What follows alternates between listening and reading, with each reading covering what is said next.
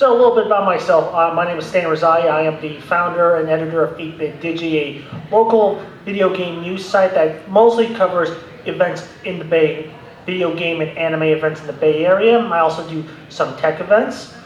I've been to a lot of conventions. I have a lot of stories, and I'm sure a lot of you have great stories to share. So this is an opportunity for me to brag about how awesome I am, but also give you the chance to share some of your amazing stories, because I'm pretty sure you've been to a convention or an event, you've had a great time and you just want to share, but sometimes the people around you just aren't that interested. This is an opportunity to share those awesome stories. So, since this is MAGWest, let's begin with a great MAGWest story. My MAGWest story just started, so all I've been doing is playing Mahjong with a few friends, getting a feel for everything. But my favorite MAGWest story was, I want to say MAGWest 2019 or 2018.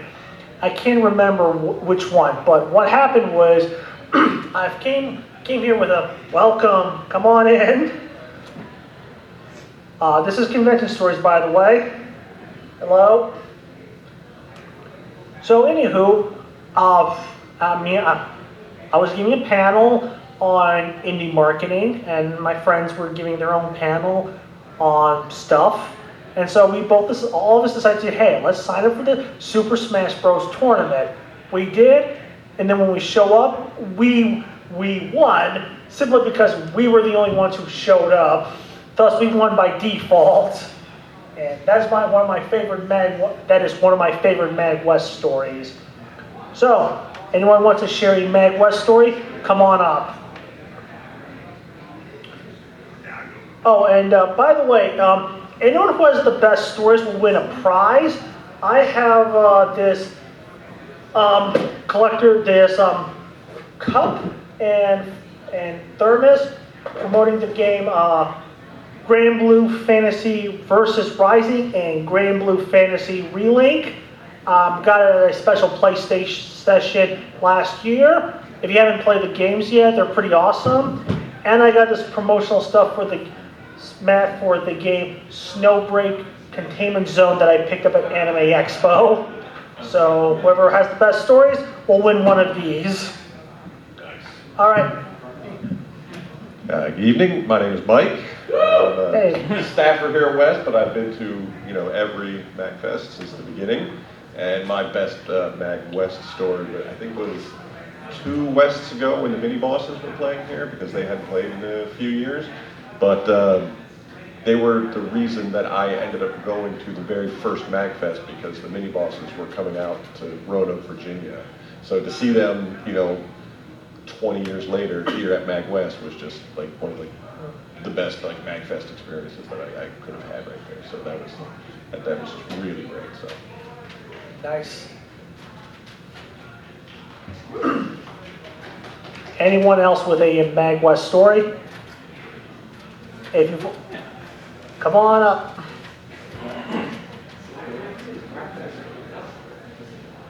All right, so this is actually my first year volunteering with MAGWest, but I have been coming to every single MAGWest since its inception in 2017. I actually went even to MAGQuest, which was when they first started, thinking about the idea of putting something out here in the Bay Area.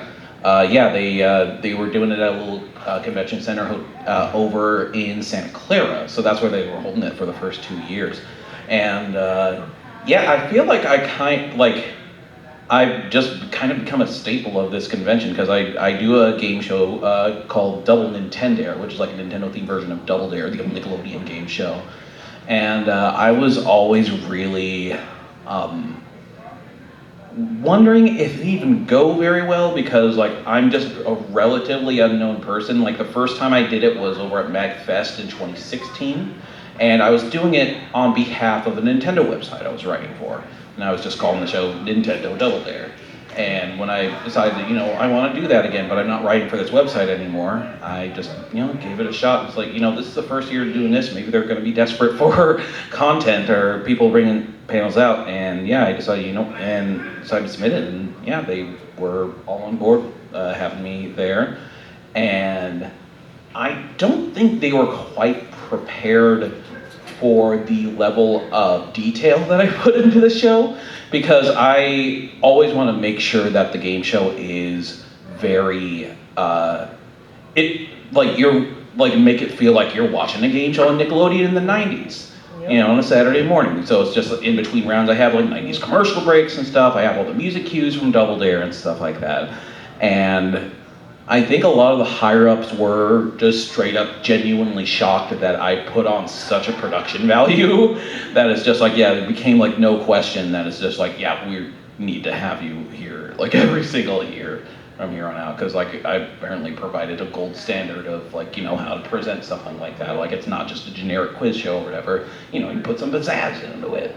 And so, yeah, just being being a part of that since MAGWest's inception has been really fun and just very memorable. The MAGWest in particular has the smartest crowd of whenever I do this show, because sometimes because a lot of trivia questions you ask can be a little tricky, but MAGWest in particular, they know their stuff.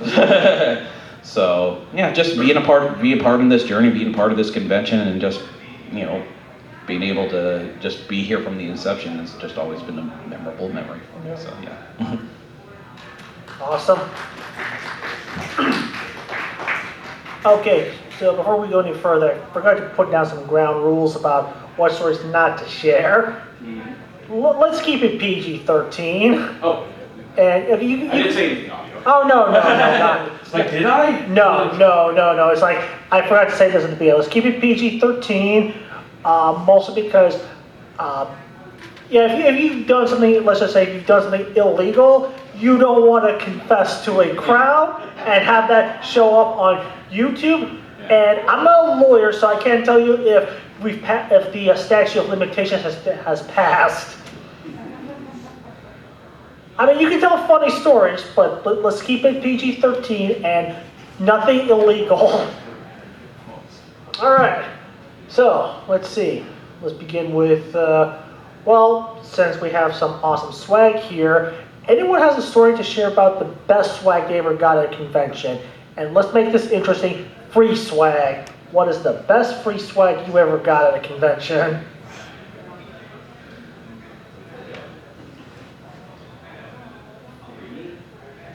Okay, I don't know if this is quite best. I'm a guest here at MAGWest this year, and they had a little bundle for guests, just a little sport swag thing. And among the many things in the bag, there were 4 just loose Slim Jims. Oh. I was impressed. I mean, they're sealed, but it was just like individual Slim Jims in a bag. I'm really happy with it. I didn't expect it, but every single one of those cracked me up. Question: were you a Fanime? I was not a fan of it, no. Oh, okay. There are a lot of people who look like me, but yeah.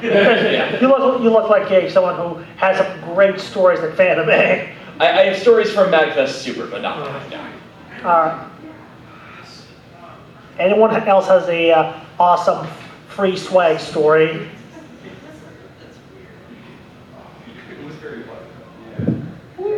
Hello. So at FanimeCon many a year ago, I was browsing the merchant area, and someone had a stand set up they had flasks with like etchings on them. And I noticed that one of the flasks was kind of off to the side. They had them all zip tied to like a wire rack, and one of them wasn't. So I went up and was like, oh hey, we're missing this nice metal flask. And he said, oh, we put that on the side on purpose because it was Metroid themed, but they accidentally etched the logo on backwards. And so they said that if I wanted, I could have it. Okay. And so I just got a free metal flask with the backwards Metroid logo on it. Oh, nice. Yeah. Do you still use that flask? I do. Do you have that flask with you right now? I don't have it on me now. I mostly use it for water. Oh, okay. All right, so no alcohol use? No, I can't do alcohol, unfortunately. Fair enough. Yeah, it was just a really cool piece to get. Oh, okay. I mean, I can imagine it's a great story when you pull it out. Great story to share, am I right? Oh, yeah. Thank you. Awesome.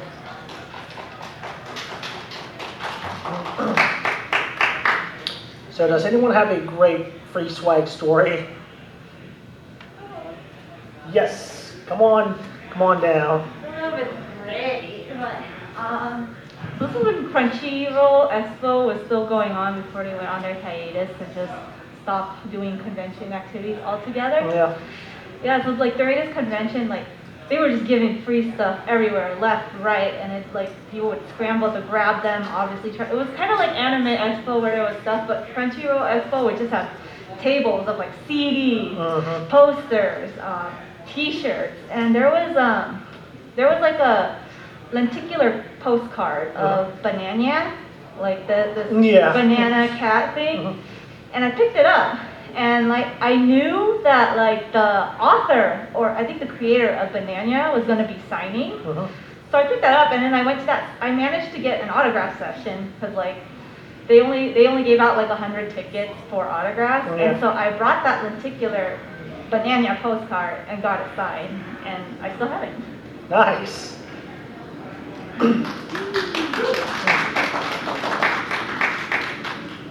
So I go to QuakeCon every year. I've been going since 2004, but I took a long break before coming back in 2013. So I don't remember exactly which year this was, but probably around 10 years or so ago, I went there, and for those who don't know, QuakeCon is the biggest LAN party in the country, 3,000 people.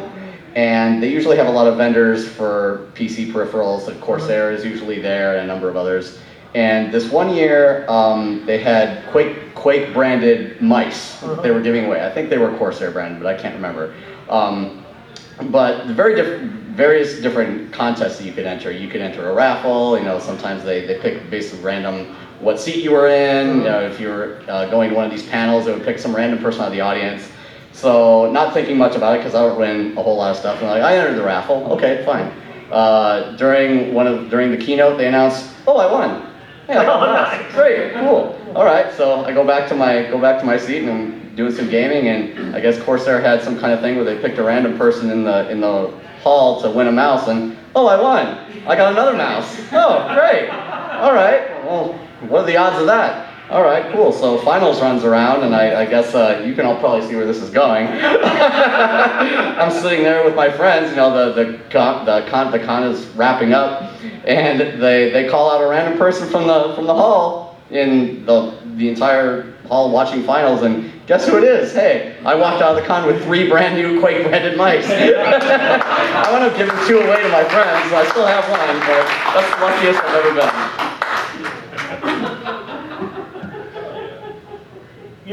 I got one of my favorite gaming mice at a con. It was GDC, and I think it was like Caliber Gaming. They were promoting like their new capture cards and their new gaming mice and keyboard.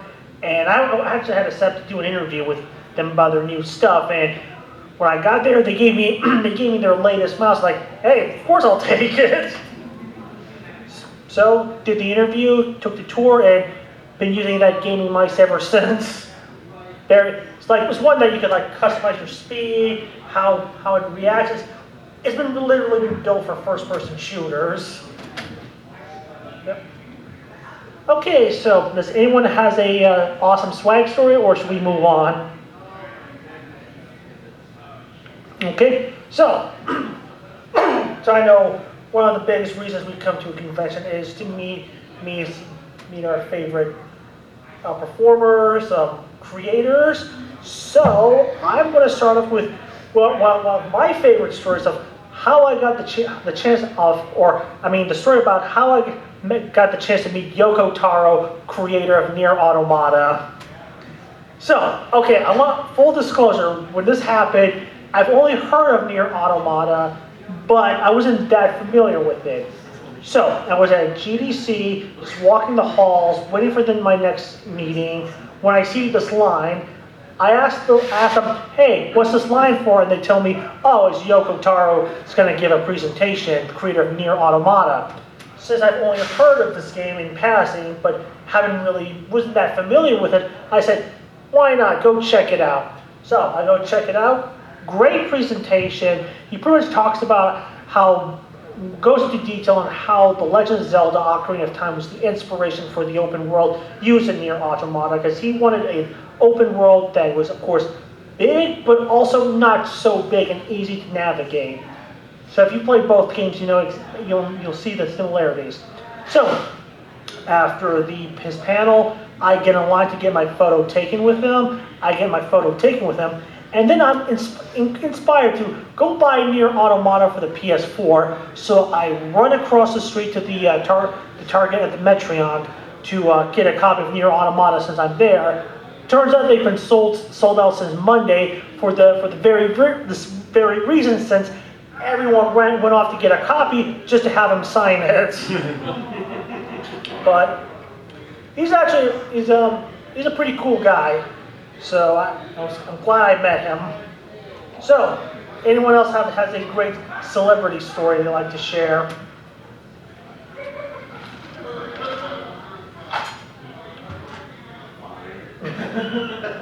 All right. I already went. I can go again. Everyone's more than welcome to go again. It increases your chance of winning awesome stuff. These are all going to be name drop stories, aren't they? Oh, that's perfectly fine. Okay. So everybody in the room knows who Tim Sweeney is, right? Yeah. Okay. So this was, I can't remember again what year it was, probably around 2015, before Fortnite was really a thing. I think it had just started and was maybe a thing for like a year or so. But I was up in Seattle for, Valve was having their Steam Dev Days developer conference, and I was there for other reasons. And but there was also the last year that they were showing off any virtual reality stuff that Valve was working on in person, because this is like almost right before COVID started. Yeah. So I was there checking stuff out, and that wasn't the reason why I was there. But after I was done looking at a number of things that they were showing off, I got a text from another number of friends of mine that they were down at Cheesecake Factory and they wanted to get drinks and get lunch or whatever. So, okay, cool. Well, I'm up at the convention center in Seattle. I'll head right down. So I head out and I'm walking down the hilly streets of Seattle towards where Cheesecake Factory is. And I'm walking up next to this guy about my height. And I look over to him.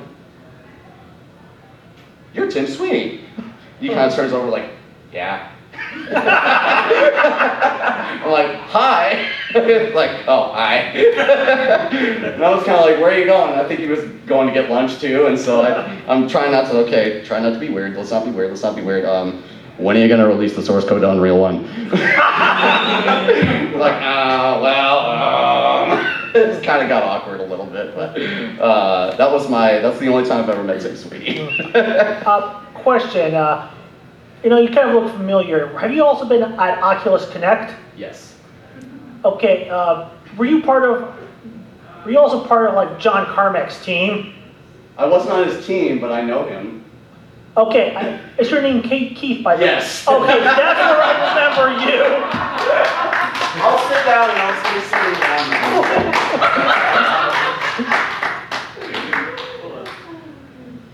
Sorry about that. I just haven't. I haven't seen you since. I guess I could have just messed with you. Hello. So, Hey. I'm assuming, I don't know if anybody here knows who Dante Bosco is. He is the voice of Zuko from Avatar The Last Airbender. And so years ago, almost 10 years ago, I was living in the District of Columbia, and he randomly tweeted out, I'm going to be in DC Chinatown Starbucks at noon if you want to meet me. So I was like, I had work, and I was like, hey, I'm going to take an extended lunch break today. So I go to meet him, and this is during the height of Homestuck fandom, and he was prominently featured as Rufio. So when I go into the Starbucks, he is surrounded by middle school girls losing their mind over him, trying to talk about him like kissing Andrew Hussey or something in the comic. Me and like two other like college-aged men were like, oh hey, it's Dante Bosco. That's Zuko. That's cool. He locks eyes with us, immediately makes his way to us, and he's like, how are you doing? It is so great to see you. Please talk to me. Because he was just surrounded by girls like losing their mind. He's like, oh my God, please, oh thank you, an adult, yes. And I got a nice photo with him, and he was a very nice guy in person, so that's all I have. You have a photo of it? I do have a photo with him. Oh, right. Not on me. This is like 10 years ago. But, Oh, okay. but yeah, I did not have this phone 10 years ago. But yeah. Okay, okay, cool.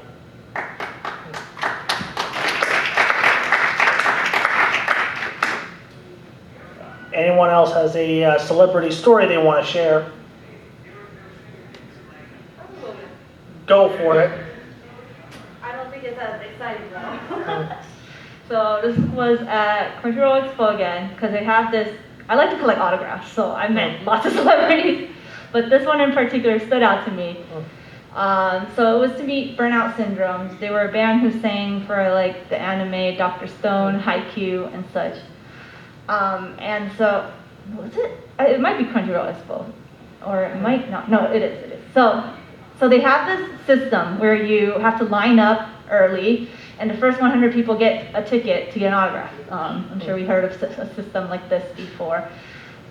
Or, sorry, I'm mixing it up because they changed the system. Whatever it was, or it could have been like they were balloting. Like you email, and then they'll let you know if you get it or not.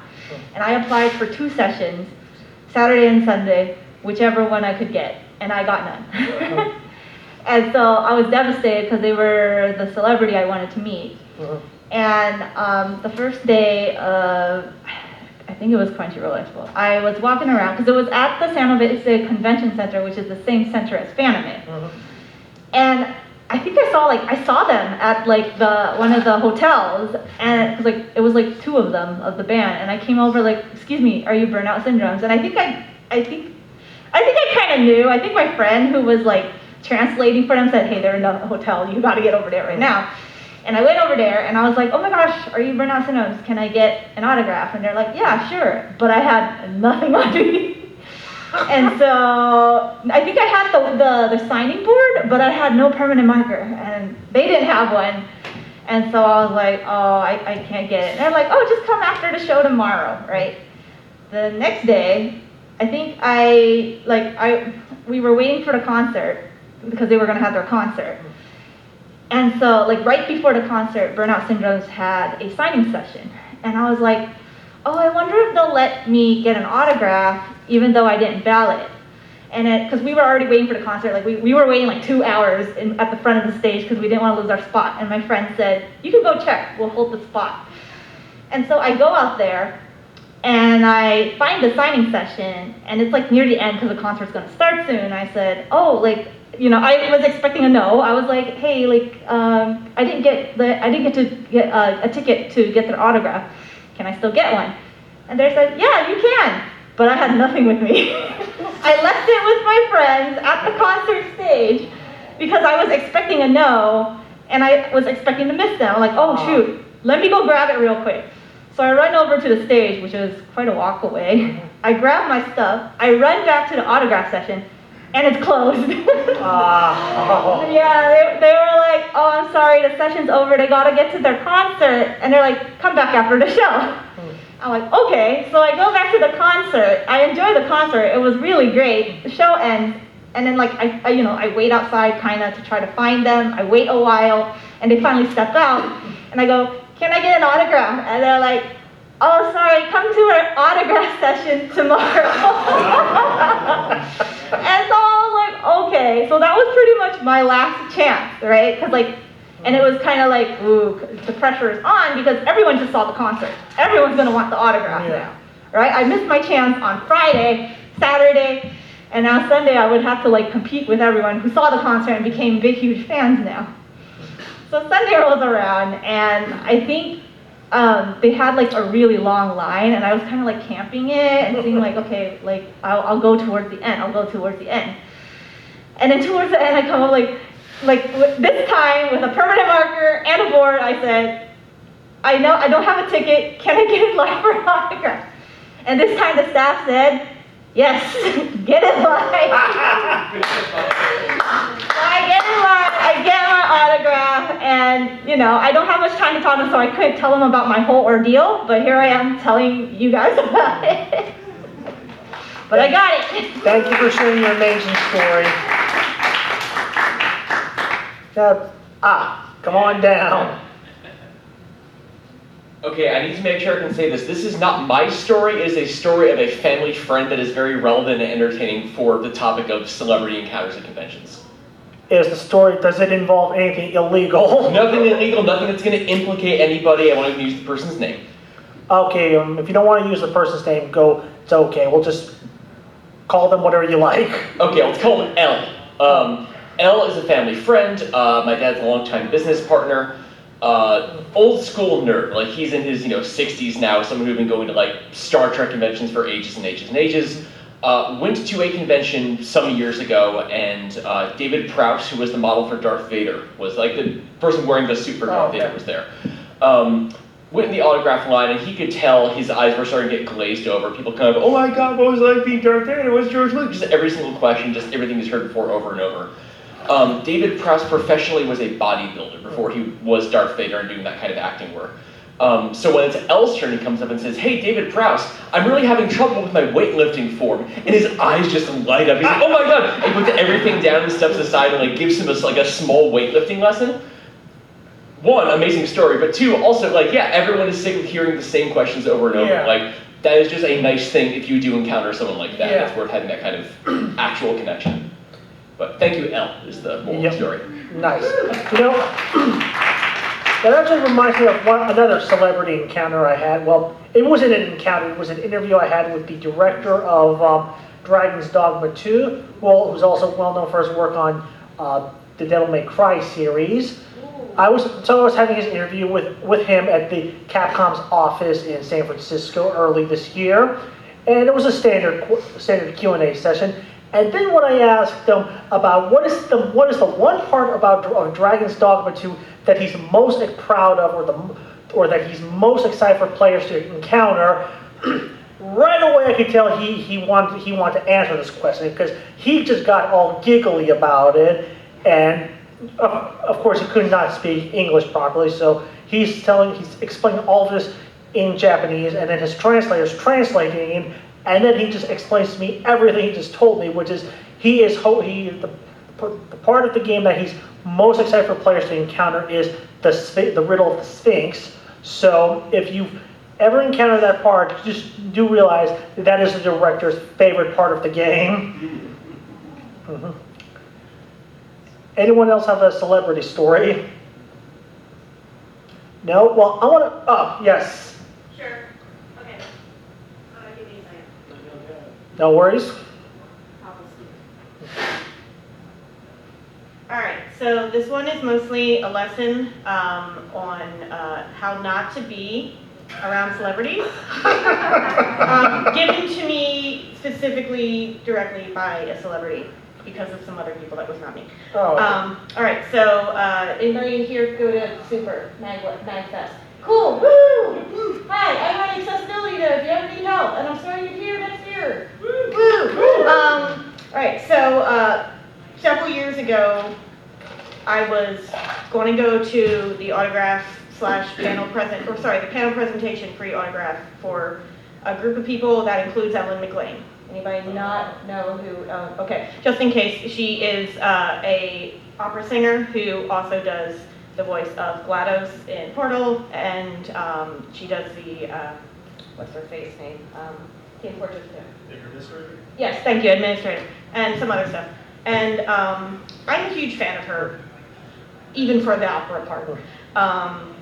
And I was in the bathroom before the panel, adjusting my wig issue, and she walks in after this, like in a hurry, rushing. There's a huge loud crowd outside that's pretty much all fangirling, and she runs and goes pee, and I'm just like, okay. And she comes out, she washes her hands, I just kind of meekly like, hi, and let her do her thing, because I hate it when women talk in the bathroom, I don't understand it. And she goes to leave, and then she stops when she sees the crowd still outside, slowly shuts the door, turns around and says, can I hang out in here with you for 10 minutes until my presentation, because it took me 20 to get to this bathroom. And so we just ended up hanging out, hiding, keeping her company for 10 minutes while she waits to be able to go to her panel and be able to just beeline, because all of the fans that are there for the panel are blocking the door for the panel, and she wants to be able to just have some peace and quiet. And just to add how wonderful of a person she is, that way this doesn't sound like she hates fans. She loves fans. Later on, I went and I got her autograph. Actually, she gave it to me right there. That I didn't have to wait in the line. But later on, I went to go do the autographs for her husband, John, who is also a voice actor, and also a GA2. And I got him to sign the autograph, and after she finishes signing the person who's signing hers next to me, and I go to turn away because he signed mine, she gets all offended at me. Sarah, by the way, hi, Sarah. What? Are you not going to say hi to me? Do we not have 10 minutes together? And so we chatted for a moment. She pointed to her husband, who I was. Apparently, she had told him about it.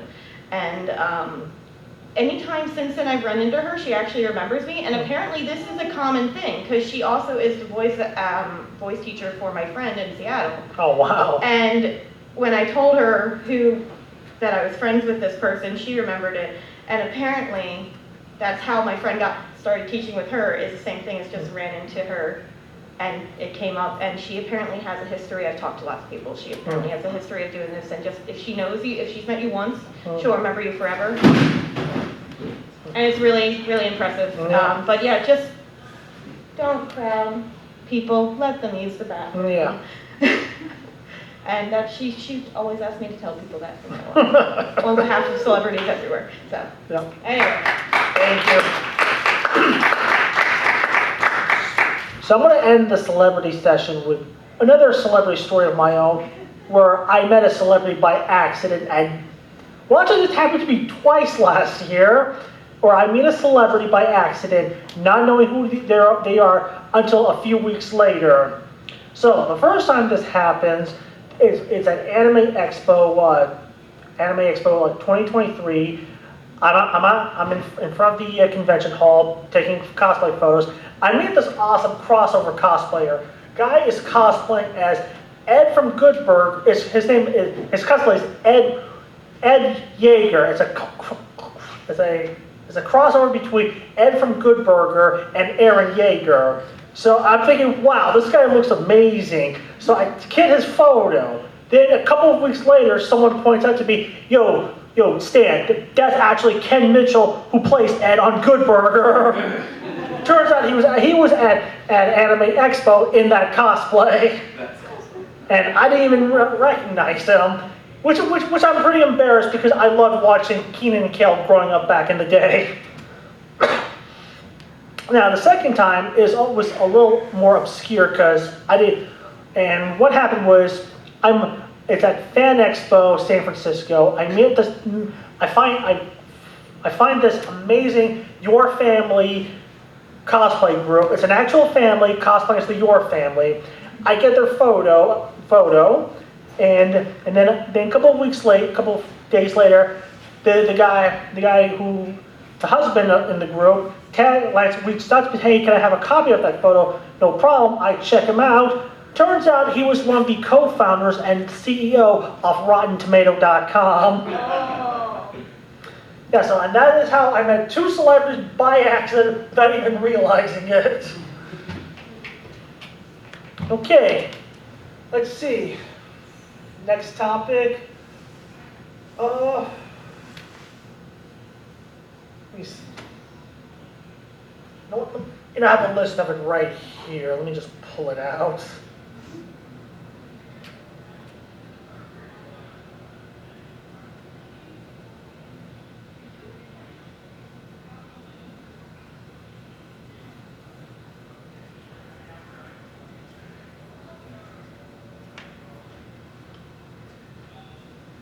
Okay, all right. So this one's going to be a little vague, but why not?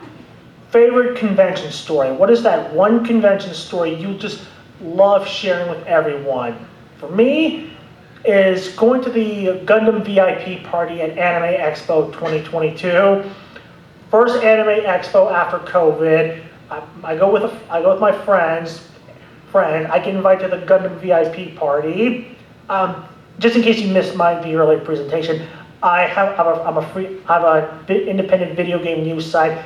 I get invited to these stuff all the time, so VIP Party was one of them, and great chance to play some of the latest Gundam games, get a sneak peek of Gundam, the Witch from Mercury, see the latest Gundam models. Great party. So that's one of my favorite stories. I tried to keep it brief, so to give y'all the time to share your story. So who has a favorite convention story they want to share?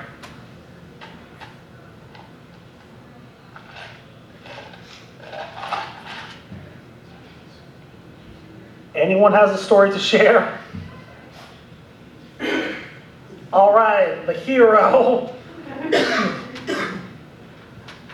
Actually, I have a fun story from, I believe it was the second MAGWest. Okay. I was playing Pokemon Shuffle in the arcade area with my friend as they were kind of starting to shut things down for the weekend. And the whole time we were playing it beforehand, he had experience with it, I did not. He had been just kicking my butt for like an hour or so. But as games were getting shut down and TVs were being taken out, ours was the last one up because we were still playing and we were playing a fairly lengthy match. Where I was finally getting the hang of it. And we had a big old crowd gathered around us. We're watching and thinking that this is a really intense match between two people that are really good at this game. And I end up clinching the win. So everyone cheers for me and thinks that they're doing awesome. And my friend and I both have the knowledge that everyone there thinks I'm super good at this game, when in reality he's been kicking my ass for the last hour or two, and I just happened to get finally a win. But none of them will ever know, unless they're here now and they remember that. But it was just a very fun time then.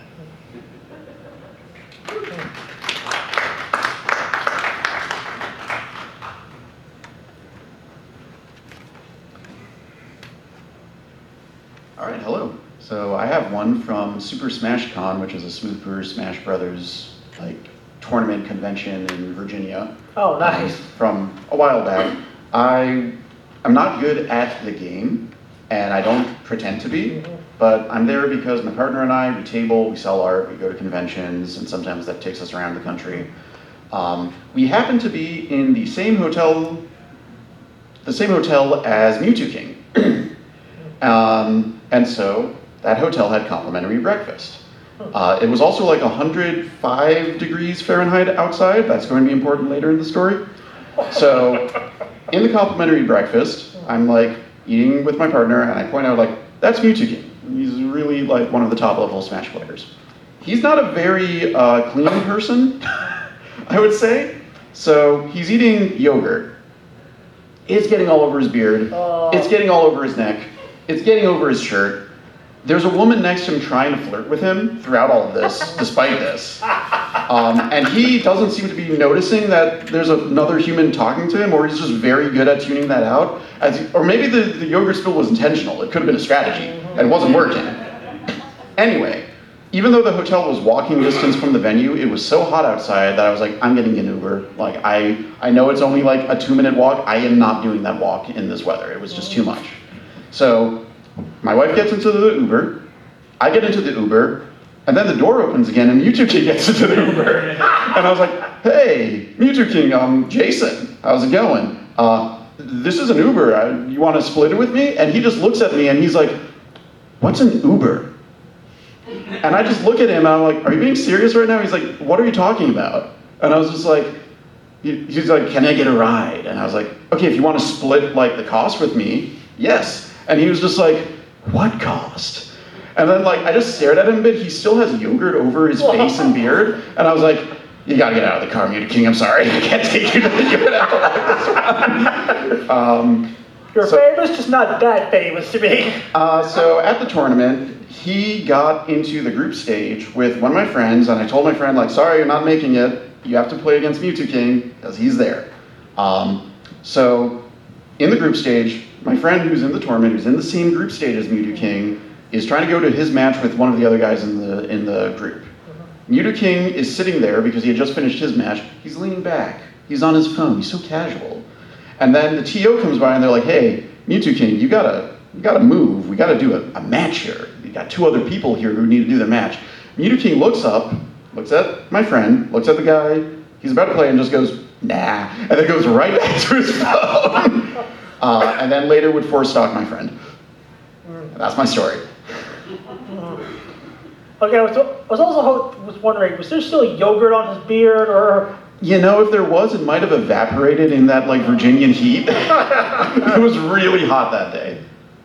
Also would say that same convention, you know, I met a lot of the Smash players, meet somebody like Leffen. Leffen online, very aggressive, very like, will trash talk you online. In person, he's not that much taller than me, and he's really, really quiet. So I was like, oh, okay, I see, this is entirely online. Like, the moment you would have any of this aggression in real life, you would fold. Yeah. 100%, but he takes it out on Twitter. Anyway, that's all my stories of meeting Smash players for a game that I don't even play. All right, thank you.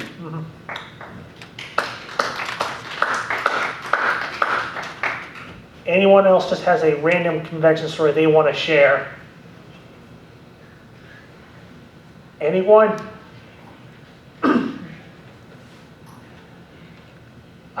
Come on now.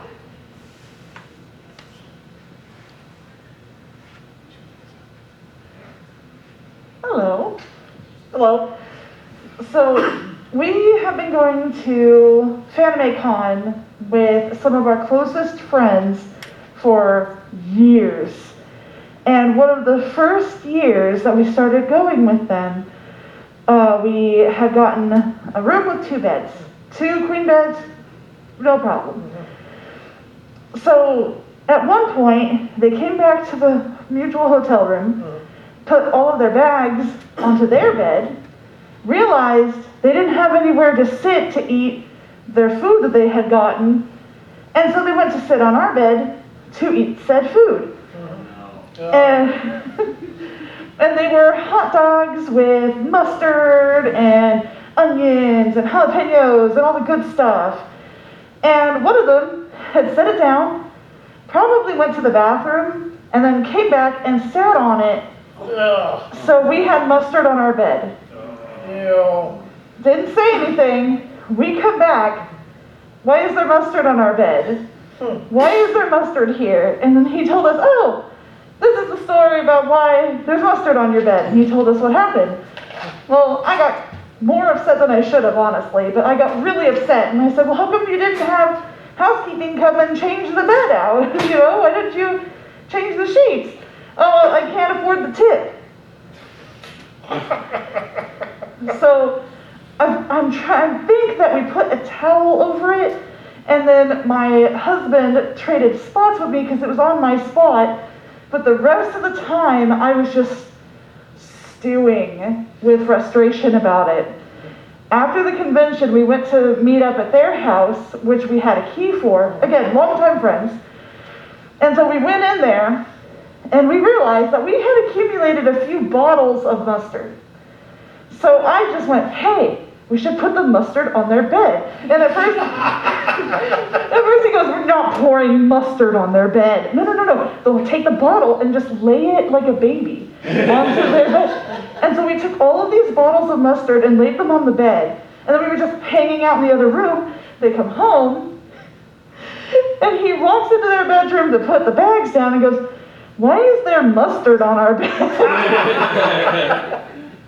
To which his fiance looks me right in the eye and says, you didn't. She was right, I didn't. But it was a really funny moment, and I still, to this day, say, you can hang out, you can sit on my bed, as long as there's no mustard.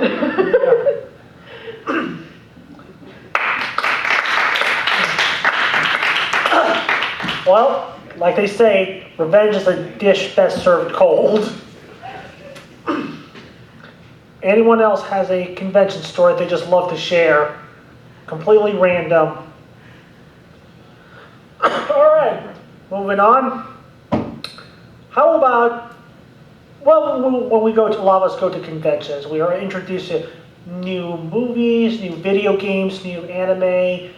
So let's talk about what is a work of media that you were first introduced to at a convention. Kind of like how iGuys was properly introduced to Nier Automata at GDC just by meeting Yoko Taro. I'm sure you all have been introduced to something by going to a convention. Anyone has a story to share? I got one. Awesome. If you're not tired of me. No. The more y'all talk, the less I gotta talk. Alright, I'm sorry. This is at Crunchyroll again at Expo. So because they're at their Expo, they tried to debut like tons of new anime that no one knows about to like try to garner interest, and like that usually never works on me. But here's a story where it. I've noticed that about Crunchyroll Expo, and is why I always describe it as Anime Expo, just better organized. Oh yeah, exactly. It's a shame that Crunchyroll Expo is gone. But so for this one, this was for Dr. Stone. I don't know if there's any fans here, but this was when it was coming out. And so like I mentioned earlier that Crunchyroll does a lot of like those autograph sessions, but like a lot of those autograph sessions, unless you really follow like the series or something, a lot of them were just debuting for the first time and you wouldn't know about them. And like I grabbed a autograph ticket for like the Dr. Stone sign without knowing what it was about. And usually like when I get in line, I don't want to just like, oh, I got your autograph and I'm gone, right? I want to like kind of engage in their work or like ask them something. And I remember for this signing, like I got it, I had no idea what Dr. Stone was, and in my mind I was like, I'm never gonna read this. I'm never gonna watch this. But I tried to, because like I got this, so they have the poster, the promo poster, signed by the music composer and I think like the author as well. I'm not sure. No, I don't think the author. Someone signed it. Someone really big. And I was just asking like, oh, why is it called Dr. Stone? Right? And he was like, oh yeah, I just wanted to write a story about, I don't know. So like that was done and gone. I'm like, oh, cool poster. So I do these like at Crunchyroll Expo. Even if I don't know the series, I was like, I try to get it because who knows, one day I might get into it. I don't know. So like, I rolled up the poster and saved it. End of the convention, like I go to conventions with friends, right? Of course.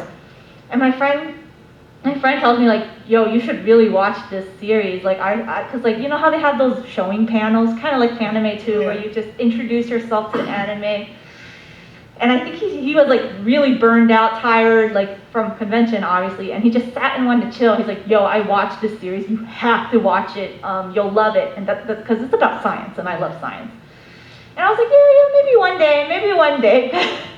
I'm sure you all have those friends that like watch so many anime and recommend so many anime to you that you're like, yeah, one day when I have time, I'll watch it, or you won't pick it up. Like for me, I was like, okay, yeah, maybe one day, because he's recommended to me so many anime. Fast forward a few years, and like a different group of friends and I were thinking about what anime should we watch, and I was like, let's watch Dr. Stone, because I saw this at Crunchyroll. My friend said it was great. I never tried it. I wouldn't try it by myself, but since we're looking for anime to watch, let's watch this together. And we watch it, and I immediately got hooked. Like the whole concept was like perfect for me. I love the designs, I love the character, I love the story. And like while I was watching, I was like, didn't I get something from this series? And like the music was banging too. Like I was into the music a lot. And I was like, didn't I get something signed for this? And so like, like the previous years at Crunchyroll Expo, I had this poster. I just shoved it somewhere. So like now I was like, I went in my room and I tore it up and down, like, well, I know I had something Dr. Stone signed, right? And I was like looking, I was pulling all my posters, like you roll up posters together. I was taking them all out, looking for it, and there it is. I found my Crunchyroll Dr. Stone poster signed by the music composer, and I was like, thank God I have this, because I love this series to death. That's my story. Thank you. Okay, does anyone have a story about a anime, movie, or video game, or let's just say song you got into at a convention?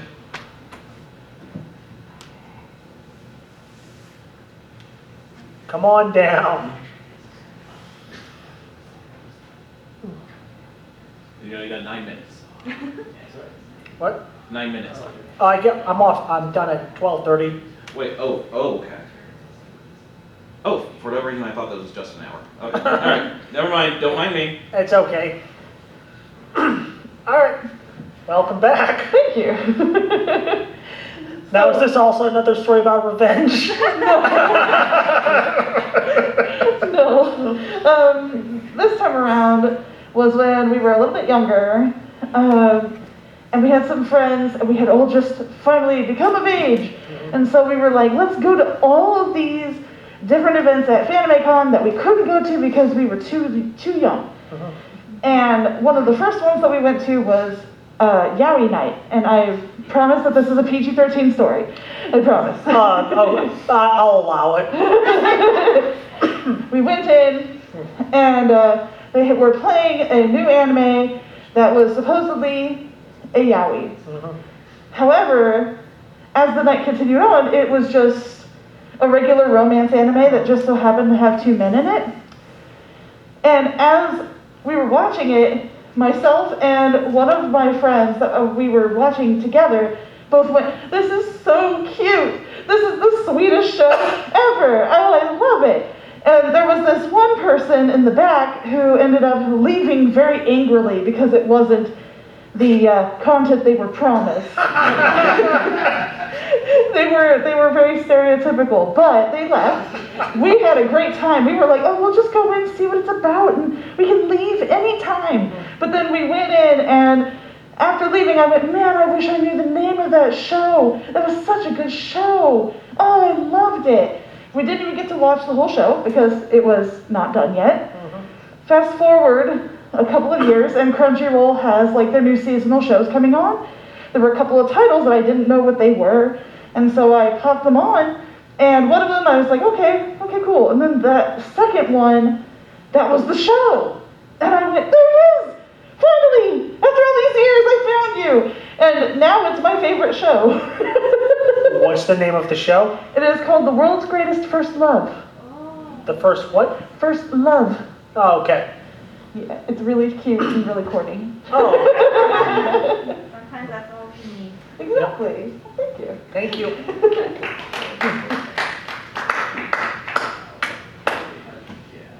Anyone that has a favorite work they first got into at a convention? Awesome. So I have a few of these personally, but I feel like one of my earliest memories of that was the first convention I ever went to was actually FanimeCon in 2004. So this is still back when Fanime was running like 24 hours a day. Yeah, the good old days. Yeah, apparently I haven't been there in a long time. Like when did they stop doing that? After COVID. After COVID? Yeah. Okay, all right, yeah, that makes sense, I guess. So yeah, I was into anime, but I wasn't really like as like fluent in a lot of the more niche ones. Like stuff I watched was like, on Toonami most of the time. Yeah. It's just I borrowed some Evangelion DVDs from a friend in high school and got really into like certain shows here and there. This is still back when like a lot of the anime that was out there was fan subbed. It was all like fan translated and stuff. So it was just still kind of a gray area in terms of just like whether or not we're legally allowed to screen some of this stuff. But so yeah, the first convention I went to, it was FanimeCon 2004, and I sat in on a little show called Fruits Basket. And I don't know, I'm normally not out like away from my home like that often. Like this is the first time I've ever like stayed at a hotel on my own at that point, because I'm kind of a late bloomer when it comes to stuff like that. Like anytime I travel, it's usually with family and stuff. So it's like near the tail end of the convention, I feel like I was getting really, really homesick. And for whatever reason, that theme song, that soft-spoken theme song, just made me bawl my fucking freaking eyes out. It was just like, and it's just like, that just associated with, like, it was such a happy, felt like such a happy show and such a melancholy show. And that soft-spoken, for whatever reason, that just made me burst into tears. So it's just, that's probably one of the first anime I got into that was like not like one of those like super mainstream, mainstream shows that was like, just on Toonami or Fox Kids or whatever. And so I really got into Fruits Basket after that, and I was just really sad that the anime never really got to finish its story. But I guess there's another, they remade it, and like I don't know if that's still going, but it seems like it's like kind of like expanding on that story again. But yeah, like Fruits Basket is definitely something I always kind of hold dear in terms of just like something that I got really emotional over for a very silly reason.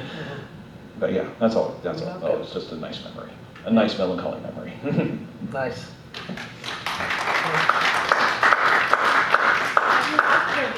Huh? Have you watched the remake? No, not yet. No, I keep meaning to. It's really good. Mm-hmm. Yeah, that's what I hear. Yeah. It finishes. Oh, okay, good.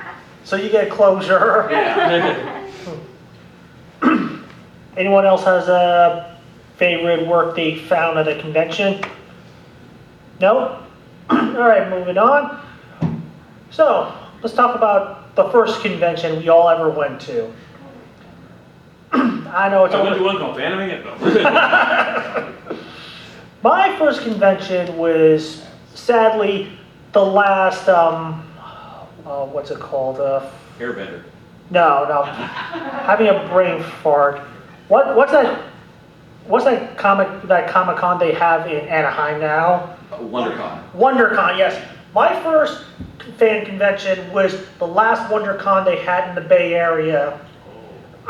So, I was kind of at a low point in my life. I'd just been laid off from my job. I believe this was in 2010.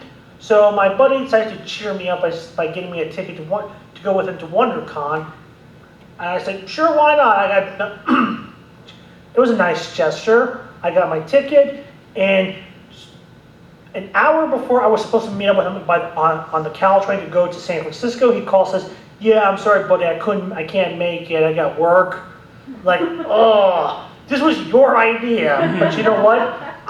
I have the ticket, I'm already going, I might as well make the best of it. So, I go there, I go to WonderCon, I'm just walking around. I have no idea what to do. This is like literally my first convention, but it was an eye-opener.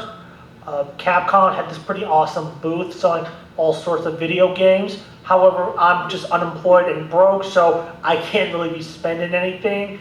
I even got the chance to actually meet the Soup Nazi from Seinfeld, and I just started a conversation with him simply because we both had the same cell phone. It was this Samsung flip phone.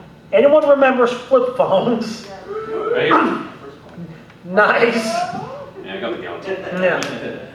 We're talking about real flip Yeah, phones. no. I had one of those too. Yeah. Now that was a great phone, by the way. That was a Samsung.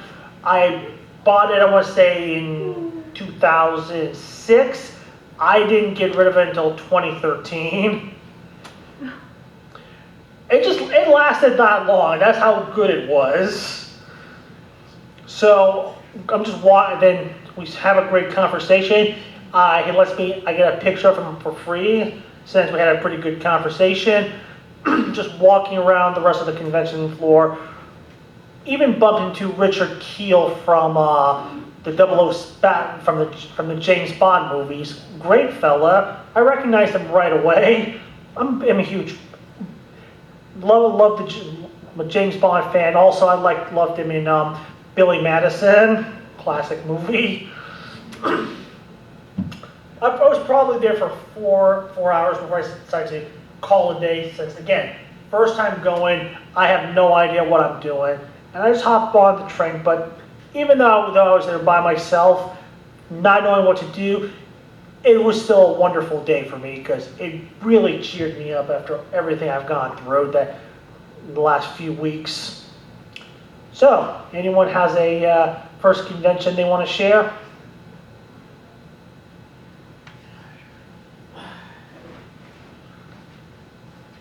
Before that, was it a red Samsung flip phone? No, it was black in the middle and chromish on the side. Okay, because I also had a Samsung flip phone for a very long time in that era.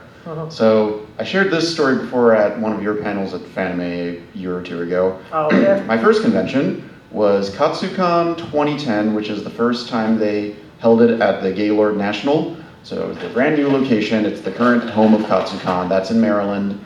I got called I was in high school. I was senior year in high school, and I get called at 6 a.m. by a classmate, and she says, "I'm showing up to your house. We're going to KatsuCon." And I was like, "What is KatsuCon? What are you talking about?" So she showed up. This is just after a giant blizzard had happened, and then next thing I knew, I was at a convention, and then she left me alone to just be on my own there. I was like, okay, cool. So you really wanted to just abandon me at KatsuCon. Got it. Sweet. So KatsuCon nowadays is big enough, and it's like the cosplay lighting convention that it doesn't have to share the venue with anybody else. It's gotten that big. That was not the case at the first time at this venue in 2010. So there were 3 different conventions or 3 different events going on at once that weekend, and it's probably the funniest mix of things I could think of for what was happening. One was KatsuCon, anime convention. The second one was a soldiers' reunion of people who were in the first Gulf War, specifically when Iraq invaded Kuwait. Yeah. So 2 very different crowds. And the third one, on top of all of that, was a Christian marriage counseling session. So the soldiers were like, yo, there's a rave? Oh, we're going to the rave. And people who were having a marriage crisis were suddenly surrounded by very attractive cosplayers all around them, and none of those marriages worked out. You just saw them, the couples looking at us yeah, we could go our separate ways. There's other fish in the sea. Yeah, whoops. So, but that's not the best combination I've heard, because my friend told me at ALA, Anime Los Angeles, some years ago, they're playing J-pop on the speakers, playing anime music on the speakers, and it was also double booked for a reunion of survivors of the Pearl Harbor bombing. And so that combination, I'm sure they love that a lot, to hear Japanese music all over the place. And that's all I got. Thank you.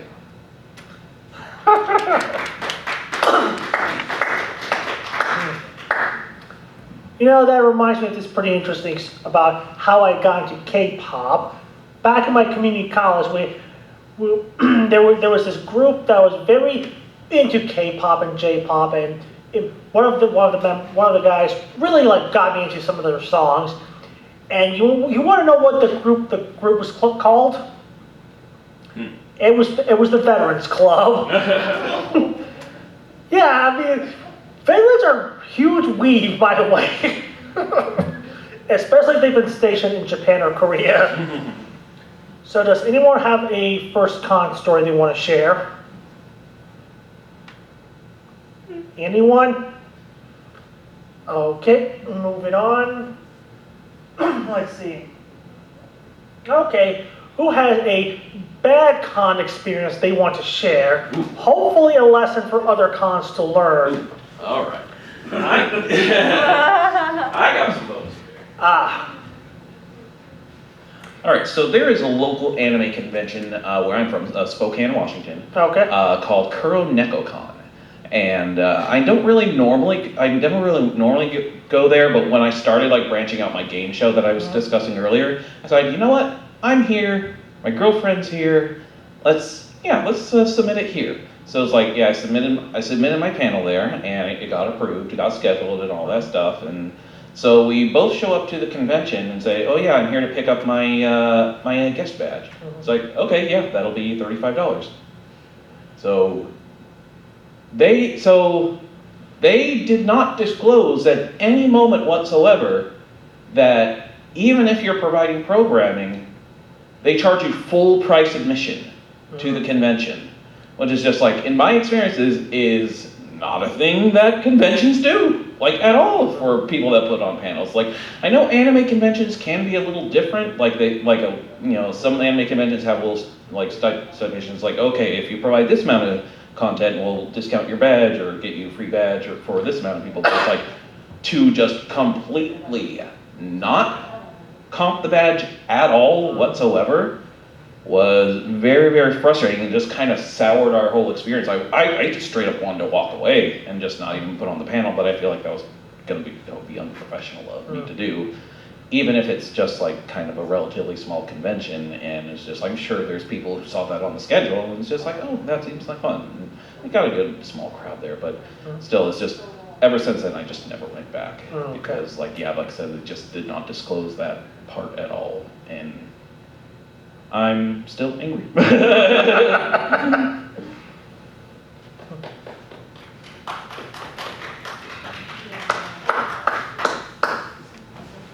Anyone have a bad convention story they want to share?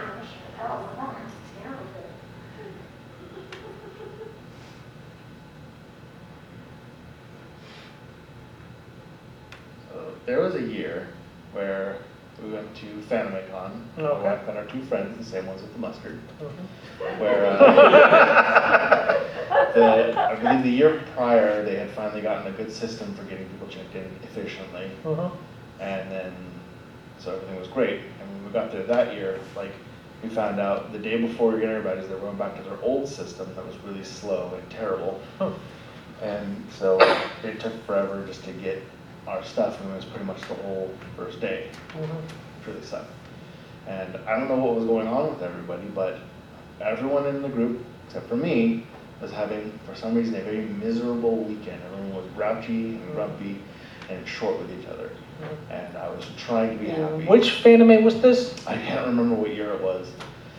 But everyone was really grumpy, and I was trying to be positive throughout the whole thing, and their dourness just wore me down so hard that I kind of snapped at them all, like on the last day, or second to last day. And then we kind of all went our own separate ways the final day, and we inadvertently met up at it's like a little food station in the back of the gaming area. We all picked up like a hot dog, some old nachos that had been sitting there all weekend, and we gathered together, all together, the four of us. We happened to meet up, have all the same thing, and then we had what we call the nasty nachos from the convention, and somehow that made us all feel better. I have no idea why. Well, at least that convention food was put to some good use. Yeah. Personally, I prefer the devil dogs outside than whatever. Those are so much better than the ones at the little cafe inside. Yes, like it's either $20 for a dried up hot dog, or now it's $10, but back then it used to be $5 for a juicy hot dog wrapped in bacon, topped with onions and bell peppers, and then put like whatever sauce you want. Exactly. Yeah, I don't know why we went for the dry, gross, old little hot dogs. Probably just matched everyone's mood. Yeah. The food was worse than the convention. Maybe that's what it was. Yeah.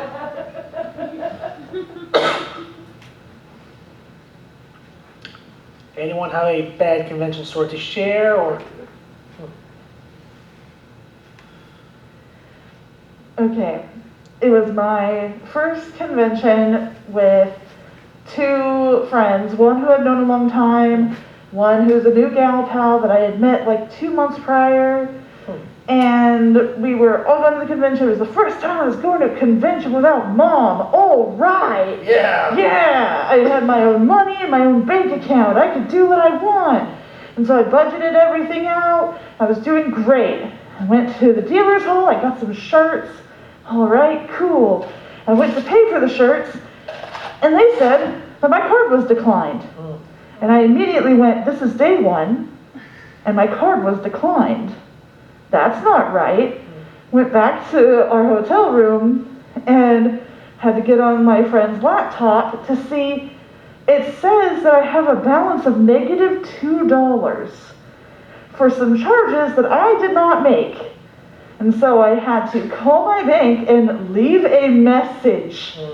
And that was the first day of the convention, so I had the rest of the convention with just the leftover cash that I had in my pocket, which got me a bowl, a spoon, and 6 packets of chicken ramen. And everyone else was going and getting food out. They were going to iguanas, they were going to all these fun places, and no, I got my ramen in my bowl. And then when I got home, I went to the bank, and they said, oh, it was an accidental surcharge. We've gone ahead and refunded you, and we waived all of the additional overdraft charges. And all I could think was, yeah, but you can't give me my weekend back. So it ended up being kind of terrible, but I left that bank and good riddance. Shame on that bank. Yeah. All right, so you know what? This one might be a little sad topic, but I think we should all share it anyways. What is your favorite convention that is no longer around? Now, for me personally, it would be AOD Con. Yeah, you know what I'm talking about? The last one I went to was the one in 2017, was it? Yeah. First one, last one, and I probably met like the majority of my convention friends there, which is why it was so special to me. I mean, a lot of the people, in fact, most of them I just met in one room during one panel. It was Steven Savage. Steven Savage was giving his like a networking panel. I get put into a group with this guy's buddy, along with a couple of other people. We're just talking, networking, and pretty soon we became buddies. And I met this guy right here after, and then and I still kept in contact with other people in the group. And then I would go to a few panels, become friends with the panelists, and also became friends with a couple of the volunteers who of course would volunteer at Fanime and other conventions. And that was my experience at my first and last AOD Con, which I am heartbroken is no longer around. Now, does anyone have a heartbreaking con story from a con that's not around? You can't do AOD Con though, I just shared that. Yeah, I'm about to say the exact same thing you did, from my perspective. Now, I'll give a different example, which was my first and final Kraken Con. And I don't know if it was a good convention, but it was a memorable one because, as I said before, my partner does art, we go to conventions, we table, and I was walking back to the table, and then I locked eyes with just like this dude who had a sword. And he's like, we're gonna fight now. And I was like, okay, so what was going on was there was a sword fighting thing going on right next to our, where our table was. I don't know why they put it there. But on my way back, I locked eyes, and like a Pokemon trainer fight, the guy's like, here's the sword, let's go. And I was like, okay. Ended up injuring myself so badly because he like slammed my wrist that I had to wear like a cast for like a week. So I go to work, and my work's like, hey, what happened? I was like, oh yeah, you know, I got in a sword fight in Oakland. And they're just like looking at me, and I was like, yeah, you got my wrist. I hit him in the head though. And they're just like, we're not gonna ask any questions about what you do in your free time anymore. So only for that moment that I somehow got challenged to like duel somebody in like this day and age, Kraken Con. But beyond that, AOD, as you said. Yep. Thank you. I also was at that Kraken Con, been to 2 Kraken Cons, and they're Hydra Con. Great con that I'm also sad that it's no longer around because I kind of like those middle of the ground anime conventions where it's not a super big one like Fanime or Anime Expo, but it's also not like a one-day con. It's like somewhere in the middle of the road, and I'm hoping that UConn USA brings that back this year. So does anyone have a convention they want to talk about that's no longer around? For 2 terribly short years, we had a very short-lived Modesto Con in the city that I live in. It was very fun. It was one where we could actually stay at home and drive to it. When we were done for the day, go back to our own home and our own beds, no hotels necessary. It was very nice. It was only there for 2 years. After the second year, sometime before the third year was supposed to happen, the person who was organizing it tragically passed away. And no one wanted to take it up again, and so it just kind of stopped being a thing. It was very sad. They had a cotton candy guy outside. They had a guy that would do cotton candy for free. He'd make it for you on the outside the building, and a nice big one too, not a little tiny little thing. And what happened to that guy?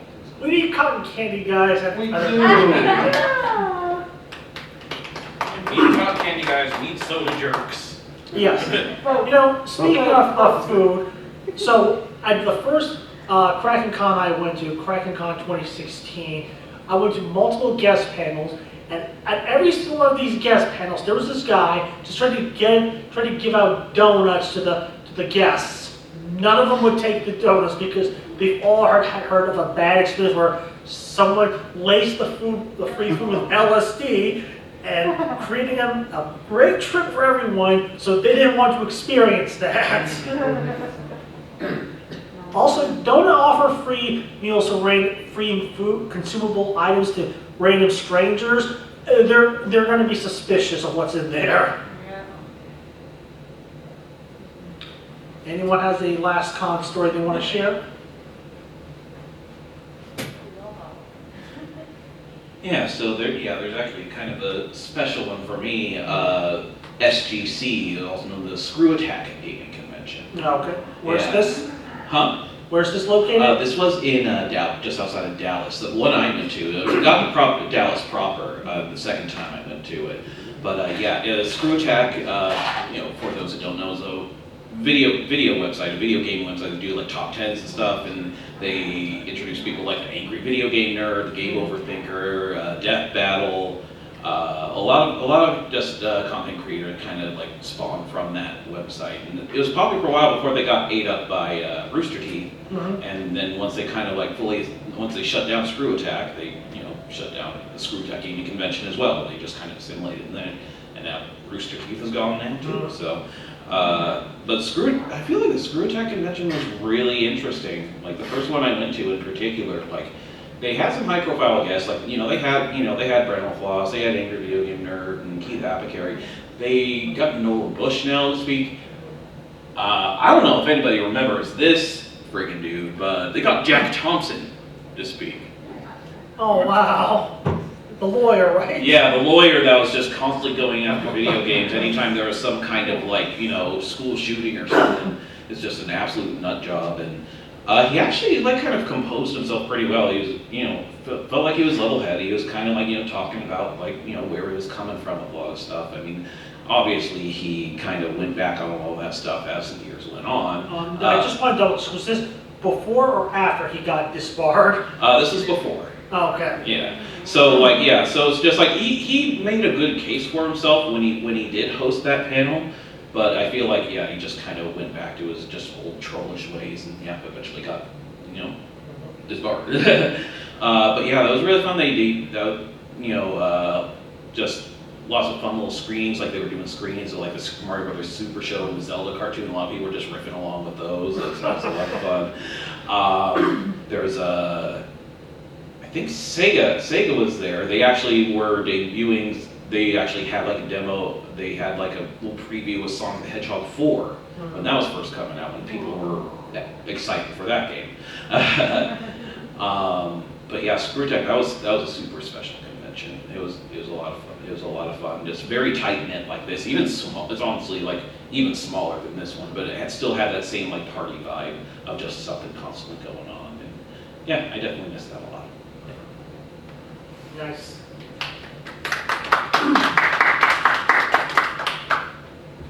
All right, we've got 10 more minutes. Oh. Unless you want to move to the next. No, come on down. Okay. It seems like all of us have a sad convention story, so. Oh no, it's sad because it was the last one. Yeah. Or I guess everyone in the room. Or just, had one. just not, Yeah. something that's not around. Yeah. So I mean, it kind of slipped out, but like, I want to talk about Crunchyroll Expo. Yeah, I'm sorry. It lasted like 2-3 years. I think 2 years, and it was gone. And I do agree with you. It was pretty much Anime Expo, but more organized. Yeah. My friend who I brought with me to Fanime became I went to get a signing with a director, and like she knew Japanese, so she was translating for me. So the translator at that time was like not able to do anything, and they told her you should be a translator. But like Fanime is like volunteer work, right? But Crunchyroll paid everyone, so like she got paid, and she continuously gets hired by Crunchyroll now, even for like Anime Expo. Nice. And yeah, so like, I mean, the good thing I can say about Crunchyroll is like they paid people. It was like very, like, it was like very in industry. It was a business. And yeah, I for me, I was super, because it was like at the convention center, and I live in San Jose. And like my hopes at the time was like, oh, I want it to be so big, like a big thing like Anime Expo, so that I don't have to go to Anime Expo. Yeah. And I realized I should have came up when I talked about the worst convention experience, because for me that was Anime Expo. Which one? There's so, okay, so I went for the first time in 2016. So it wasn't, it was not the earthquake year, which I just heard about. That was 2019. Yeah, I heard about that one. But I went to Anime Expo this year for officially the first time. Because the first time I went, I didn't get to do anything, so it didn't count as the first time. But going on with Crunchyroll Expo, like for me, it was like when I felt like it could, like there were people showing up to Anime Expo, and then they came to Crunchyroll Expo. So I'd be like holding out, like, oh, I'm not gonna go to Anime Expo because Crunchyroll Expo is happening. Yep. And so, and now that Crunchyroll Expo ended, I mean, it was very sad because, you know, like, Crunchyroll did not make money from that. Because earlier I was talking about they were giving freebies everywhere. Yeah. They were definitely not making money. And like also... It wasn't the money reason why they... Exactly. It was more like when Sony bought them up. Yeah. They wanted to, they figured they wanted to divert their resources towards having a presence at other anime conventions instead of like hosting one. Right, and I agree, and that's what made it not so great anymore. It was the greed. So it was very sad that it ended. I think it did have a virtual version, like right before COVID, and it was just gone forever. And that just left me a lot of like bittersweet memories, because like the time Crunchyroll Expo was there, it was really great for me and my friends. It was like another big anime convention that my friends from out of state flew in, and we all hung out doing the same things that were really fun.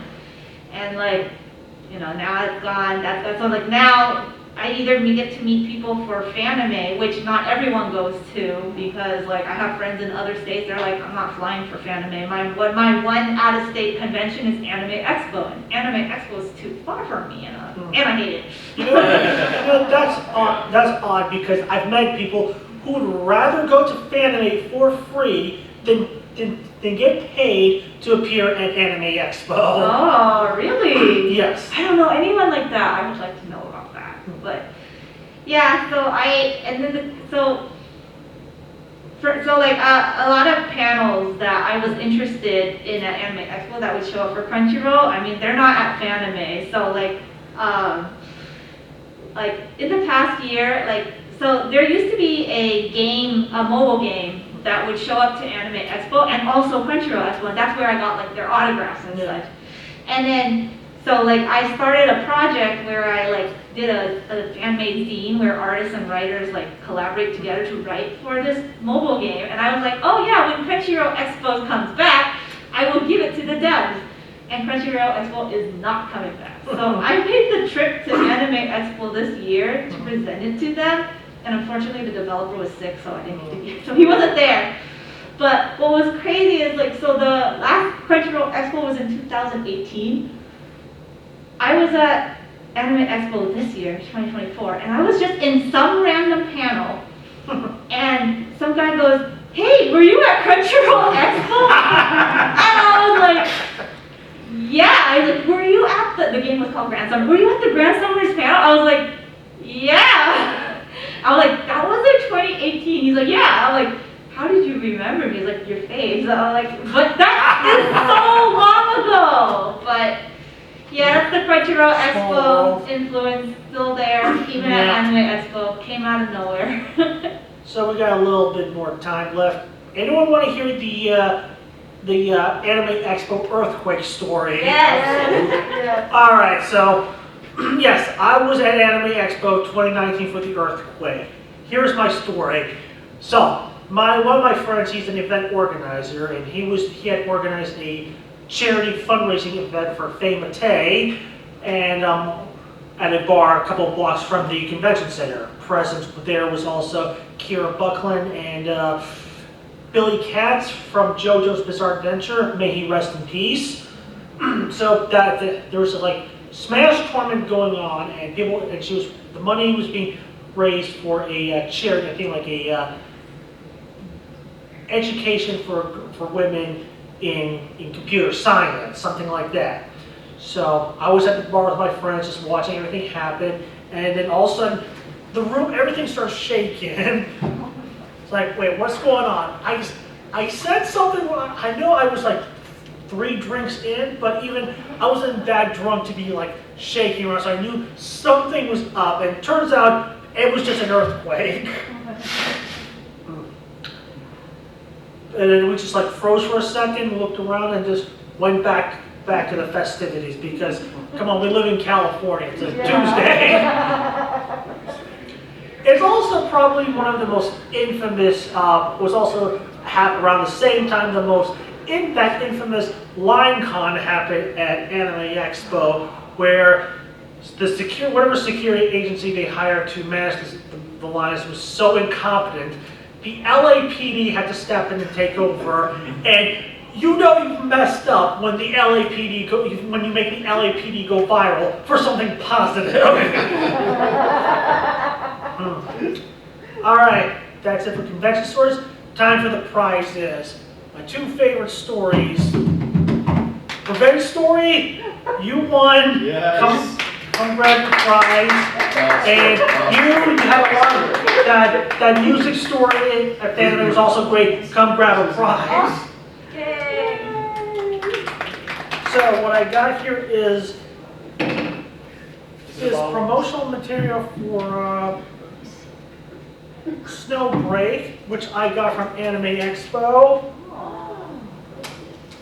and this like thermos and cup, which was for the promotion of Grand Blue Fantasy Versus and Relink. So I like your story a lot, so you could pick first. Okay. All right. Thank you so much. Yay. Which story was it? Hey, most of revenge story is pretty hilarious. Here you go. Yep. Souvenir from Anime Expo. All right. Thank you for coming to Convention Stories. Thank you for sharing your stories. Thank you for listening to my stories. Hope you enjoy the rest of MAGWest. I need to get home and get some sleep because I've been up since like 4:30 in the morning. It was work related.